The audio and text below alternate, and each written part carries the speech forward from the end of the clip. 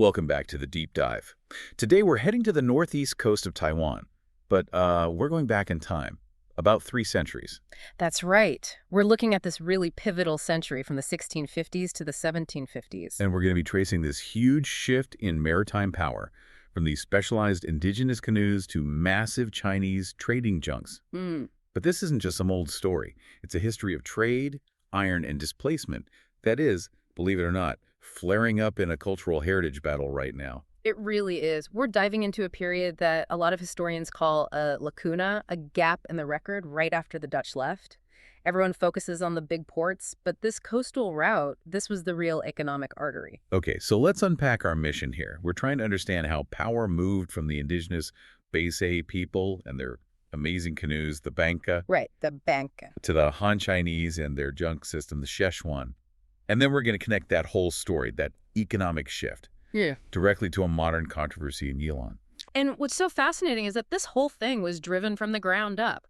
It wasn't government policy, not at first. The king weren't really paying that much attention. So who's driving it? It was the Basay's own skill, and later, the slow, steady penetration of Han merchants. They were the ones keeping the coast connected. So we have to start with the Basay. Our sources paint them as these, well, maritime masters. They weren't just living off the land, they were serious traders. Incredibly sophisticated. And get this, they were still using a form of Spanish as a common trade language, a coin, long after the Spanish were officially gone. Wow. So they were the essential middlemen. You couldn't get access to northern Taiwan's resources without them. And their power, their entire commercial success, really came down to their technology, the banca. And when you hear canoe, you might be picturing something pretty small. That's not what this was. Not at all. These were serious transport vessels. We have records, like the Zuluo County Gazetteer, that say they could carry 25 or 26 people, plus a whole lot of cargo. And the construction was the secret, right? It wasn't just a dugout log. Far from it. This is where the real genius is. To cross the open, often really rough seas between, say, Keelung and Cavalon, a simple dugout just wouldn't work. It would capsize. Instantly. So they augmented them. They bundled side planks with rattan, creating this structure that acted almost like an outrigger. It gave them stability and way more capacity. It was the adaptation that let them own that route. And that route was their monopoly. It connected Tamsui, Keelung, Cavalon, which is the modern Yilan Plain, and all the way down to a place called Terrebonne. Near modern Hualien, yeah. And it was a summer business, mostly, when the seas were calmer. So what were they moving? What was so valuable that it created this entire system? The single most critical commodity, the thing that drove everything, was iron. Iron. That doesn't sound very exotic. No, but it was everything. It was essential for survival and for getting rich. We have this amazing record from a Dutch official, Jacob Balbien, from his trip in 1657. And he gives us hard numbers. He does. He found that the people in Terrebonne were using a massive amount of it. Something like 3,000 kilograms a year. That's 50, Dan. 3 tons of iron. In the 1650s, how were they even moving that much on canoes? It was a staggering amount of work, and it wasn't for decoration. It was for farm tools, and this is the key, for gold mining operations they had inland. Which explains the price. Exactly. Balbien's records show iron was worth 3.5 times more than fine imported cloth. So when the Basay were trading old iron salted meats, they were running a high-value supply chain for an essential raw material. This wasn't some minor barter system. Okay, so this Basay monopoly, built on technology and iron, was the status quo. But lucrative trade routes never stay uncontested for long. They never do. By the early 1700s, maybe the 1710s, you start to see the first Han merchants moving in, sort of unofficially, completely under the Qing government's radar. And who are these people? Just random merchants? Well, our sources suggest there might be a direct link to the old regime, specifically the Ho family. The Ho family. Yes. There's some, I'll admit, ambiguous evidence connecting them to remnants of the Zheng regime, the Ming loyalists, maybe even to figures like General He Yu. You can even see hints of it in the worship practices at the Sanjianjun Temple in Guandu. So these aren't just small-time traders. We're talking about powerful families, maybe with capital and connections left over from the previous rulers. Precisely. And that lineage matters because this is the same Ho family that later becomes the massive land development firm Ho Changsheng.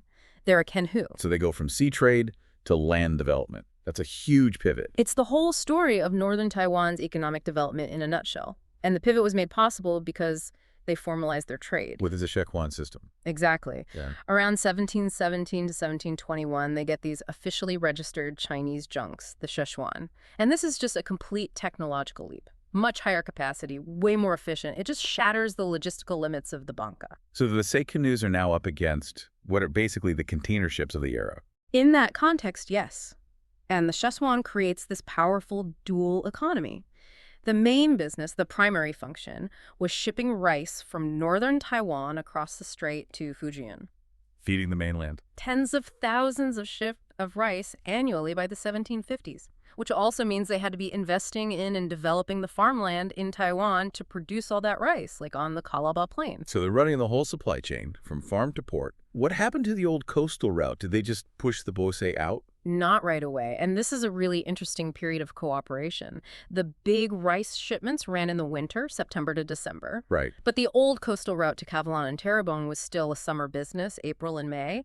And the Han merchants, for all their capital and big ships, they still needed the Basay. They needed their local knowledge. Their piloting skills, their contacts, they knew the coast. So the Basay transitioned from being ship owners to being, well, essential guides and middlemen on these new, larger ships. A partnership, but a pretty unequal one. The Han have the capital, the technology, the political connections. Absolutely. And the iron trade just keeps booming. The Qing government tried to control it. They were terrified of it being turned into weapons. But demand is demand. Right. The demand for farm tools was just too high. So hundreds of thousands of gin of iron were still flowing, often illegally, into indigenous hands every year. It shows you how the market on the frontier can just ignore official policy. But official policy can't be ignored forever, can it? It can't. And it's what brings the whole system crashing down. In 1754, there's a huge typhoon, rice prices spike, and the Qianlong emperor panics. What does he do? He issues a decree. He suspends the Szechuan trade entirely. The idea was to keep all of Taiwan's rice in Taiwan to stabilize prices. And just like that, the formal structure of Basay-Han cooperation was gone. And this is where the paths of the Han merchants and the Basay people just completely diverge. Completely. The Han merchants, like the Ho Chang-Sheng group, had been smart. They'd used their trade profits for years, even from things like supplying timber for the military back in the 1740s to buy up land. They diversified. They converted their shipping money into land, a much more stable, politically backed asset. They went from being trade brokers, tongxi, to being dominant landlords, the Kenhu. And the Basay. With the Szechuan system gone? They lost their official role as middlemen. They couldn't compete anymore. Their economic function was just erased. So they were forced to move. Pushed eastward into the Kavalan area. Later on, they show up in King records with this really sad name, the Tom Sui Wandering Fan. Yep. That one political decision in 1754 didn't just end a trade route, it cemented the displacement of an entire people. So a whole economic system, a whole way of life, wiped out by a typhoon and an emperor's decree. Okay. All of this history is the reason why a recent discovery in Yilan is so incredibly important. This brings us right to today, or very recently. In Touching Township, which is right in the heart of that old Kavalan trade nexus, a construction site unearths these large, processed wooden beams. Made of hinoki wood. Right, hinoki cypress. Now, given the centuries of intense maritime activity right there, Banka, Sichuan, everything, you would think alarm bells would be going off. But the first call from the Yilan County government was not that. No. Their initial judgment was to declare it driftwood, just some process logs that washed up, basically dismissing it as a significant cultural asset. And they had a reason for that, right? It wasn't just a random decision. They had a rationale. They argued the local port had silted up by 1883, so an old wreck couldn't be there. They said King ships used camphor wood, not hinoki, and that large-scale hinoki logging only started with the Japanese after 1915. On the surface, that sounds like a solid case. So why the huge pushback from historians? Because that logic totally ignores the messy reality of 18th century coastal trade. Local history groups, archaeologists like Q Shuijin, they looked at the size and the joinery and said, no, this looks like it's part of a vessel, a shipwreck, a JN. So the conflict isn't really about what it is, driftwood versus shipwreck. It's about how the decision was made. That's the core of it. It's a procedural failure. The critics are saying the government made a final call, it's driftwood, before they followed the law. They were supposed to immediately bring in the cultural asset commissioners, the specialists. Like they didn't.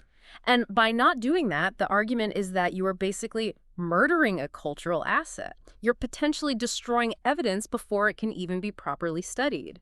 And if the history we've just laid out is correct, if Taiwan was a major hub for a century of intense trade with all kinds of vessels, the odds of finding something important there have to be pretty high. Extremely high.